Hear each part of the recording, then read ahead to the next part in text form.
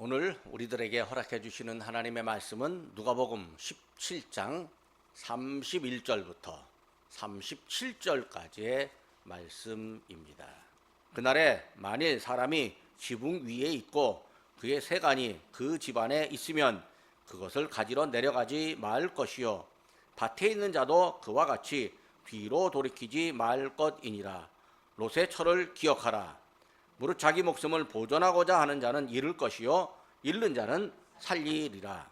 내가 너희에게 이르노니 그 밤에 둘이 한 자리에 누워 있음에 하나는 데려감을 얻고 하나는 버리둠을 당할 것이요 두 여자가 함께 맷돌을 갈고 있음에 하나는 데려감을 얻고 하나는 버리둠을 당할 것이니라.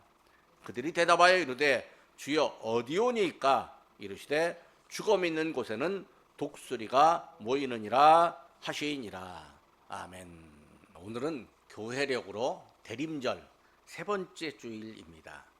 대림절은 성탄절 전 4주간을 말하는데 예수님의 탄생을 기다리는 기간입니다. 대림절은 먼저 오신 예수님을 보고 또 다시 오실 예수님을 기다리며 예수님을 맞을 준비를 하는 절기입니다.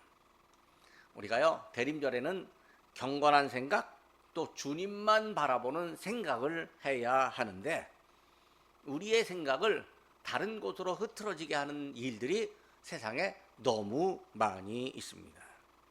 나라가 혼란스러우면요 우리 생각이 여러 곳으로 흩어집니다.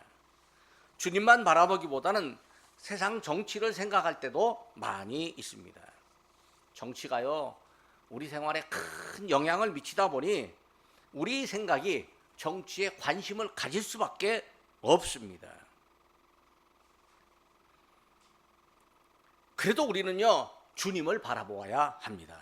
주님의 뜻이 이 땅에 또 이 나라에 그리고 정치 영역에 이루어지기를 기도해야 합니다. 기독교인은요 종말론적인 신앙을 갖고 있습니다. 부활 후에 하늘로 올라가신 주님이 분명히 다시 오실 것이고 또 믿음의 사람들에게 영원한 천국을 예비하셨다는 믿음입니다. 기독교인들은 다시 오실 주님을 바라봅니다. 영원한 천국을 사모합니다. 종말론적 신앙이 현재 우리들에게 적용된다면 우리가 어떤 생각을 가질까요? 나에게 죽음이 언제라도 닥칠 수 있다는 사실을 인식하고 오늘이라도 주님께서 오신다면 주님께 나아갈 수 있다는 생각을 갖고 믿음을 가져야 함을 말합니다. 종말론적 신앙은요 믿음의 지평을 넓혀갑니다.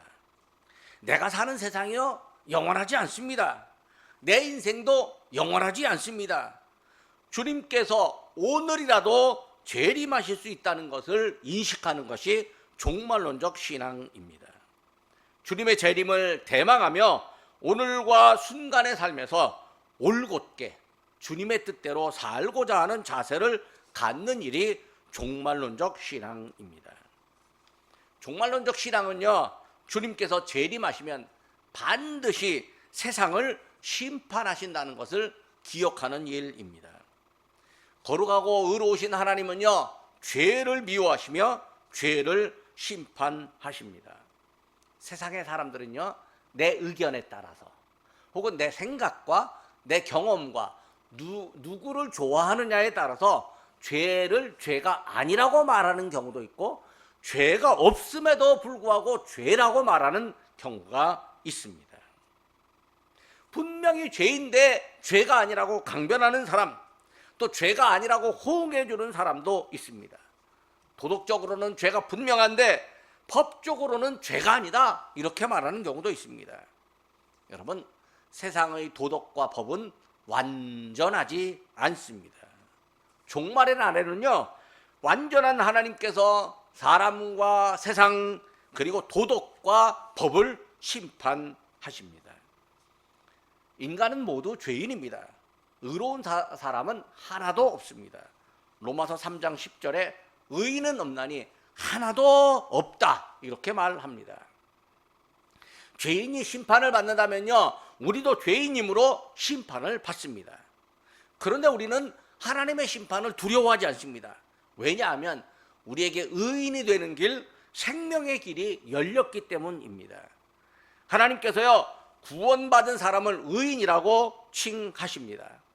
하나님이 구원받은 사람을 향해서 영원한 생명을 약속하셨습니다. 우리가 구원받음을 확신할 수 있는 이유는 우리 예수님께서 우리를 대신하여 죄의 형벌을 받으시고 십자가에 달려 죽었기 때문입니다. 그러므로 심판의 기준은요, 예수님을 믿느냐 믿지 않느냐에 달려 있습니다. 믿음에 따라서 죄인이냐 의인이냐가 갈려 나갑니다.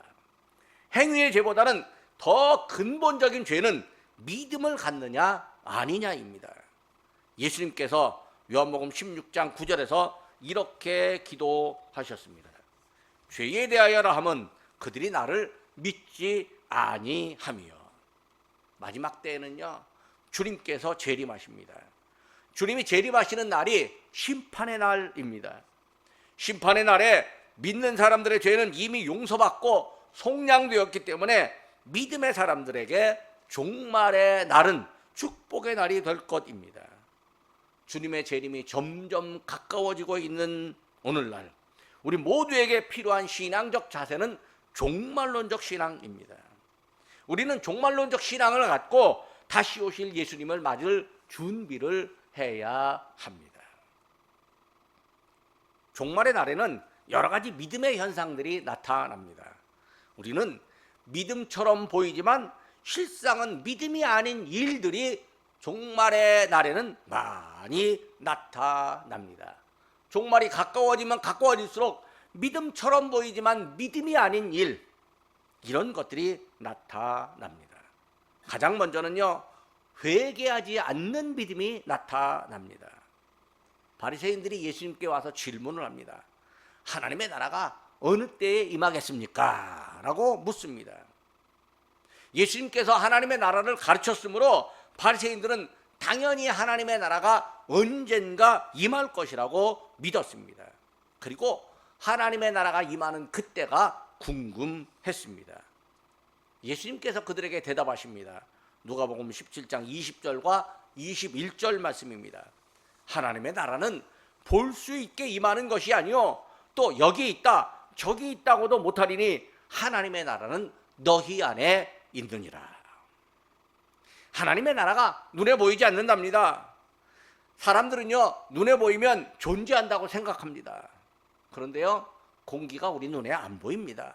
냄새가 우리 눈에 안 보입니다. 그래도 공기도 냄새도 존재함을 우리는 알 수 있습니다. 화학적으로 발견하고 증명하는 원소기호 눈에 안 보입니다. 하나님의 나라는요, 공기보다 원소보다 훨씬 더 방대하고 차원이 높은 영적인 실제입니다. 예수님이 강조하시는 하나님의 나라는 우리 안에, 즉 우리의 심령과 신앙 공동체 안에서 하나님께서 우리와 함께 하신다는 믿음으로 평화를 맛볼 때 그 자리에 임합니다. 눈에 보이는 것만 생각하는 사람들은요, 예수님의 대답 내용을 이해하지 못합니다. 하나님 나라 신비를요, 머리로 다 이해한다는 것은 불가능합니다.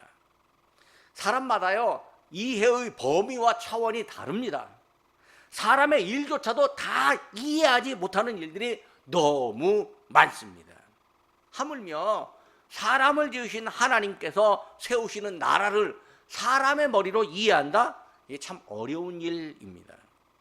하나님의 존재, 하나님 나라의 도래는 이해보다도 믿어야 하는 내용입니다. 예수님이 종말의 때를 제자들에게 알려주시면서 믿게 하시려고 과거의 사례를 알려주십니다.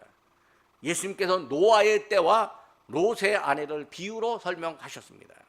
노아는 하나님의 심판의 때를 위해서 믿음의 방주를 만들고 가족과 생물들이 생존하고 홍수로부터 구원받게 했습니다. 노아는 방주를 만들어라, 홍수가 온다, 방주 안에 짐승을 넣고 너희 8 식구가 들어가서 홍수가 왔을 때의 멸망을 대비하라, 이 말씀을 믿었습니다. 그리고 120년 동안이나 방주를 만들었습니다. 그러나 노아 시대의 사람들은요, 노아가 전하는 하나님의 의도, 하나님의 말씀을 믿지 않았습니다. 악을 행하면서도 깨닫지 못하고 회개하지 않았습니다. 왜 사람들이 회개하지 않을까요? 잘못을 뉘우치지 않으면 회개도 못합니다. 자기가 잘못하고도 잘못한 줄 모릅니다. 왜 그럴까요? 욕망의 눈이 멀었기 때문입니다. 욕망의 눈이 멀다 보면 자기 고집이 매우 강해집니다.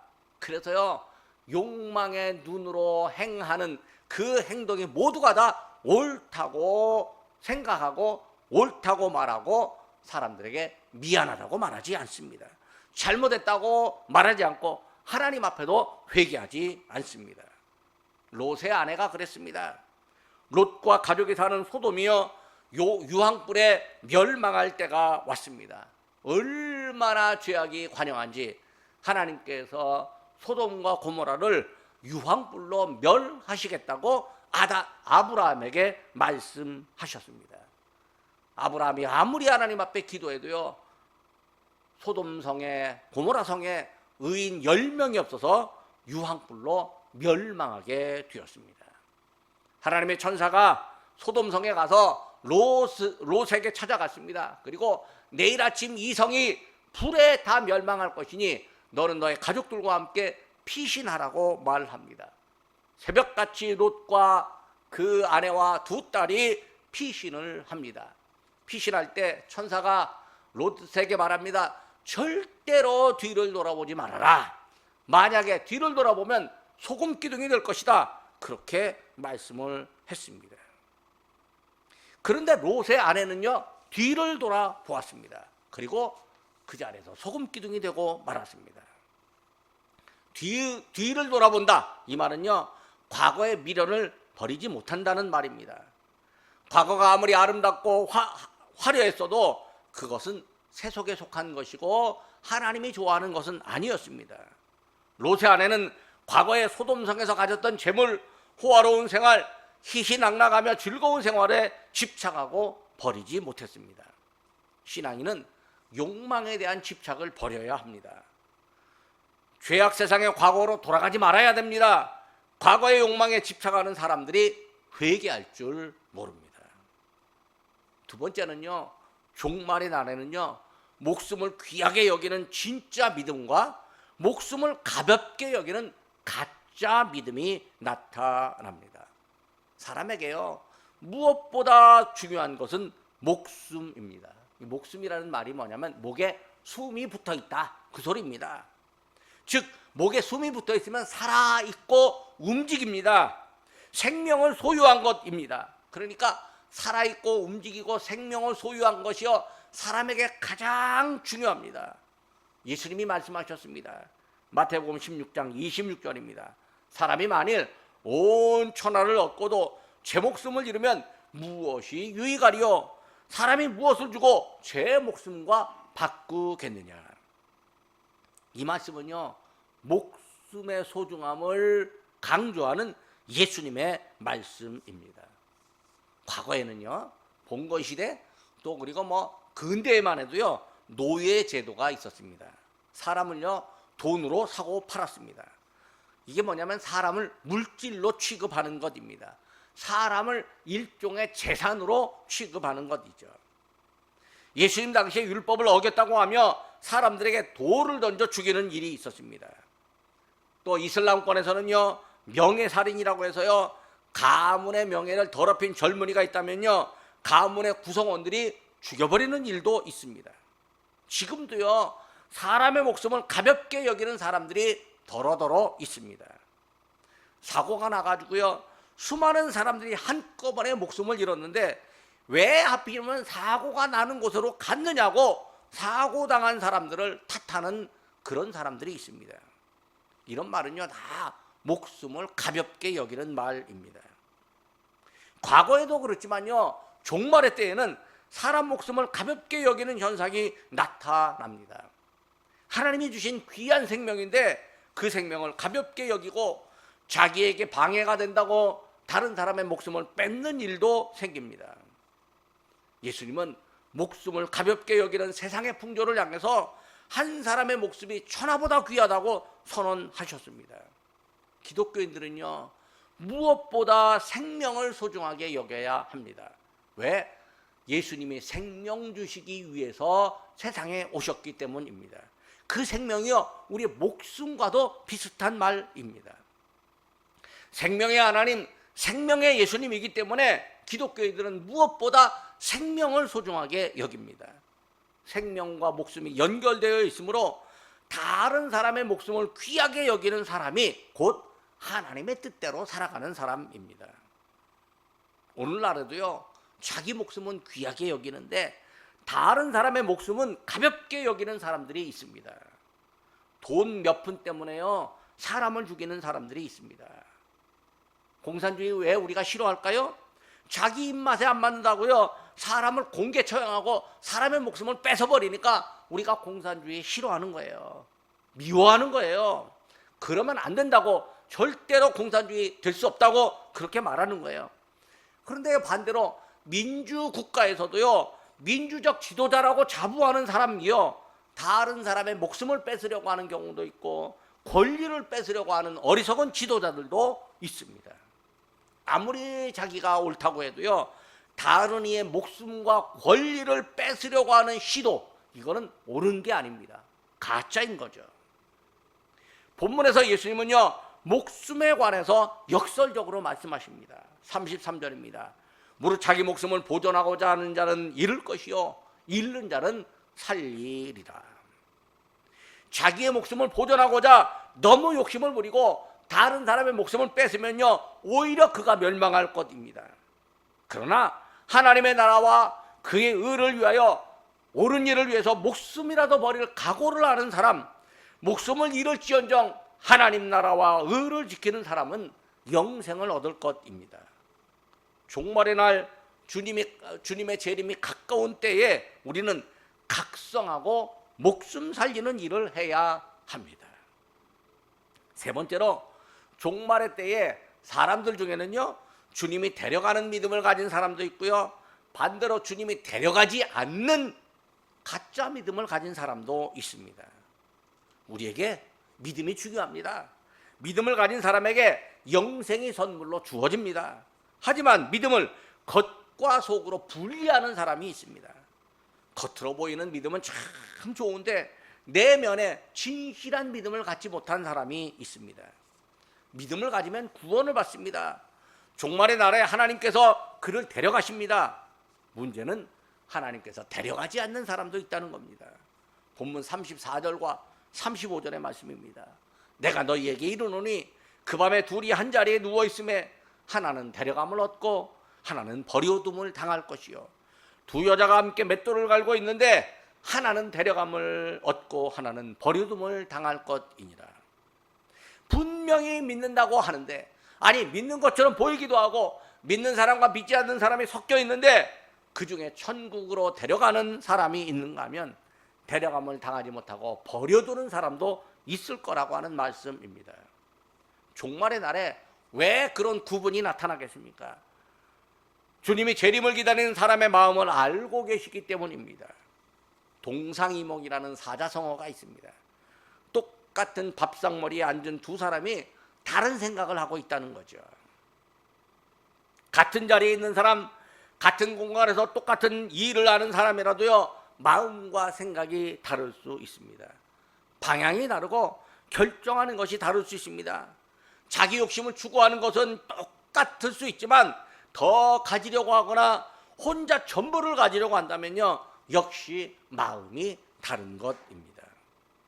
하나님을 믿는 자리, 하나님께 예배하는 자리에 있어도요, 생각과 마음이 다를 수 있습니다. 내가 받은 생명의 귀함을 알고 감동하는 사람이 있는가 하면요, 나는 생명을 받을 만한 사람이니까 당연히 받은 것이라고 교만하게 생각하는 사람도 있습니다. 사람의 생명을 소중하게 여기는 사람이 있는가 하면요, 다른 사람의 목숨을 하찮게 여기는 사람도 있습니다. 다시 오시는 주님께서 그 사람의 마음을 알고 계십니다. 그리고 데려가실 사람과 내버려둘 사람을 결정하십니다.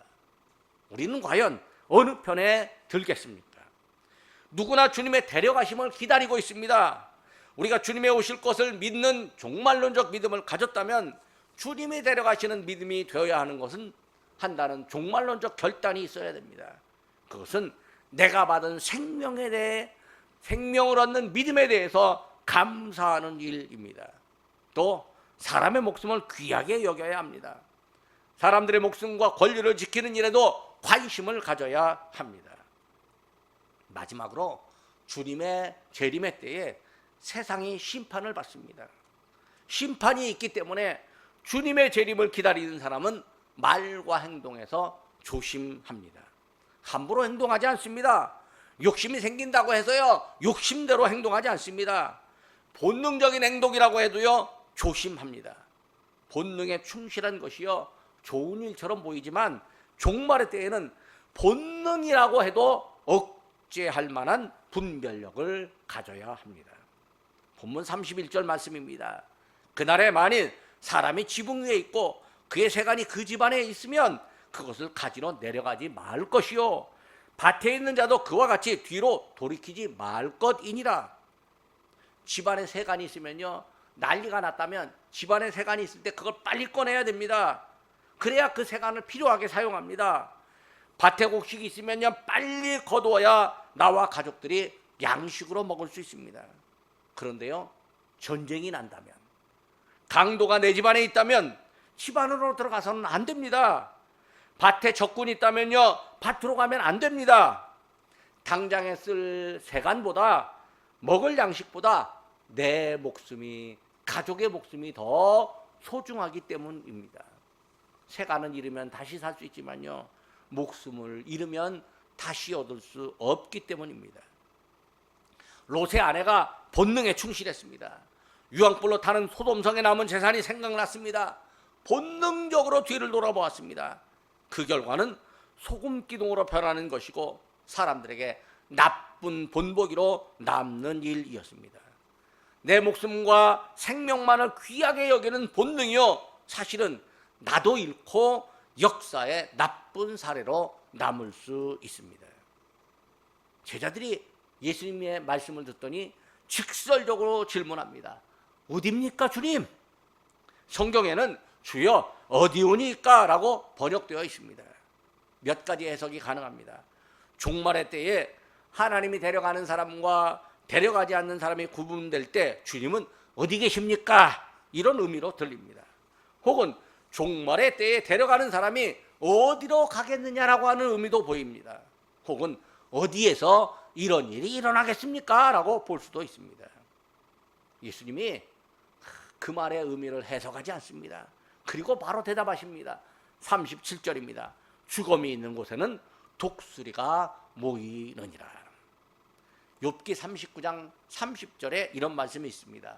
시체가 있는 곳에는 독수리가 있느니라.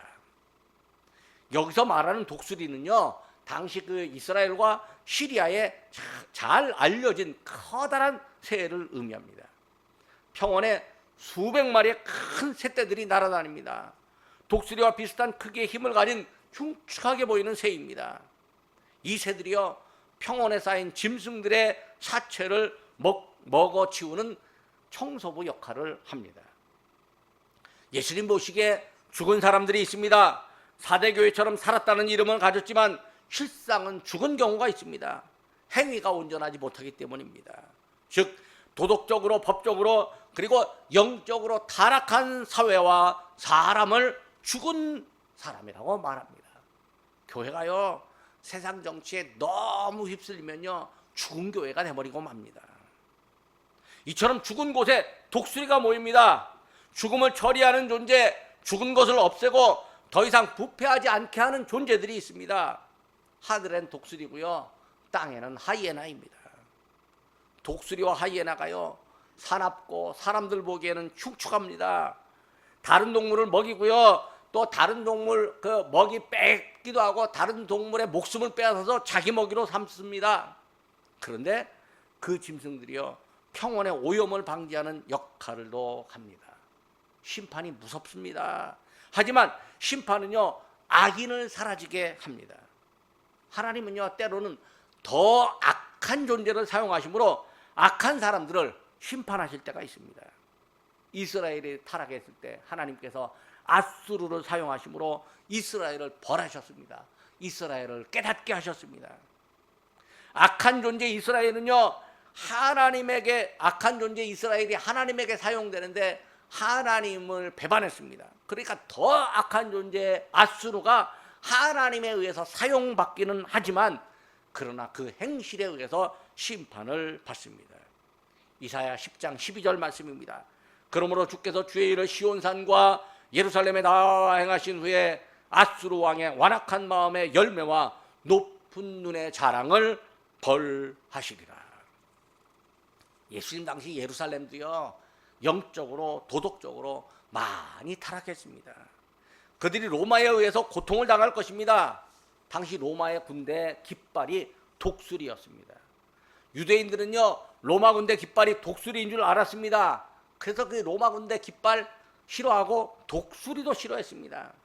독수리 깃발이 올라가면요, 유대인들이 막 분노했습니다. 근데 정작 분노해야 될 것은요, 자기들 안에 있는 부패함이었습니다.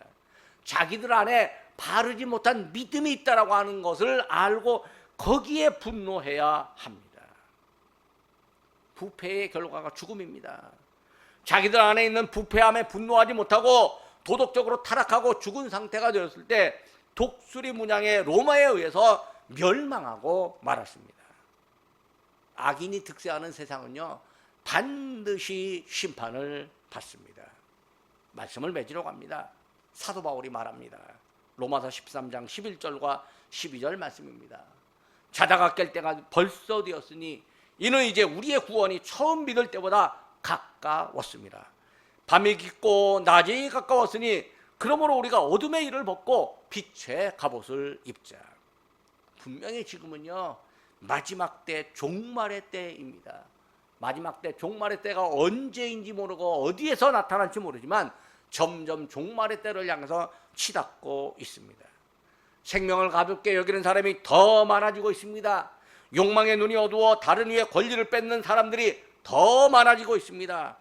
어둠의 일을 좋아하는 사람들이 훨씬 더 많아지고 있습니다. 우리가 할 일은요, 깨어 있어야 하는 거죠.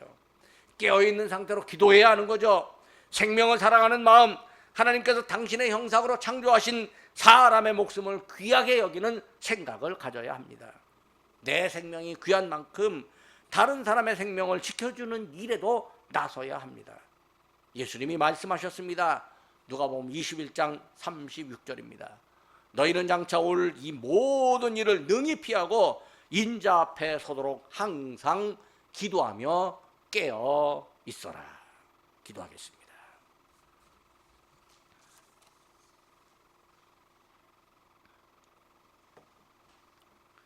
저희에게 종말을 알려주시고 종말을 준비하는 믿음을 알려주신 하나님 아버지, 마지막 시대에는 믿음인 것 같으나 실상은 믿음이 아닌 모양이 나타납니다. 회개하지 않는 사람이 많습니다. 생명을 귀하게 여기는 사람이 있는가 하면 생명을 가볍게 여기는 그릇된 믿음을 가진 사람도 있습니다. 주님이 다시 오실 때 데려갈 만한 믿음을 가진 사람도 있으나 버림을 받는 사람도 있습니다. 주님이 다시 오실 때 세상 나라가 심판을 받고 심판의 자리에 설 사람들이 있음을 저희가 압니다. 이런 믿음의 유형에서 저희가 어떤 모습인지 돌아보게 하시옵소서.